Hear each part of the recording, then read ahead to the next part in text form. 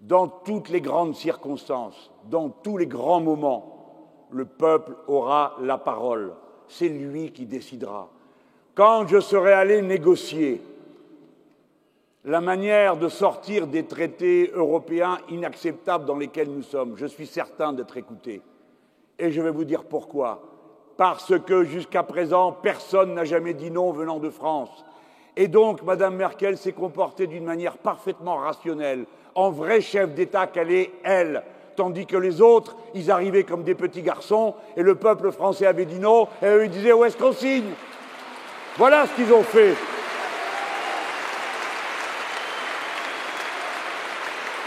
Les autres peuples ne sont pas nos ennemis, mais ils ne sont pas non plus nos maîtres. Ce sont des partenaires. Et dans un partenariat, on discute des problèmes qui se posent pour les régler. On ne fait pas comme s'ils n'existaient pas.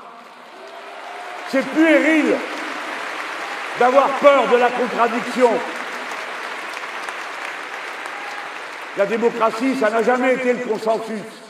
La démocratie s'est organisée justement parce que nous ne sommes pas d'accord. Eh bien, dans les relations internationales, ça s'appelle la diplomatie. On discute justement parce qu'on n'est pas d'accord et on tâche de trouver un point d'accord.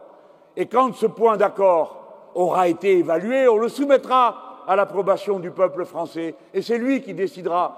Ne croyez donc pas ceux qui vous disent « il veut sortir de l'Europe, de l'euro ». Et alors en plus, quand il rajoute que c'est pour aller dans l'Alba, n'importe quoi. Allons, un peu de sérieux. Il s'agit de la France, de son avenir, de son destin, de sa relation aux autres peuples d'Europe. Il s'agit d'enjeux immenses, de savoir si nous allons de nouveau nous confronter les uns aux autres en Europe ou si nous allons trouver le moyen d'apaiser, de faire baisser les tensions qui existent dans les peuples et entre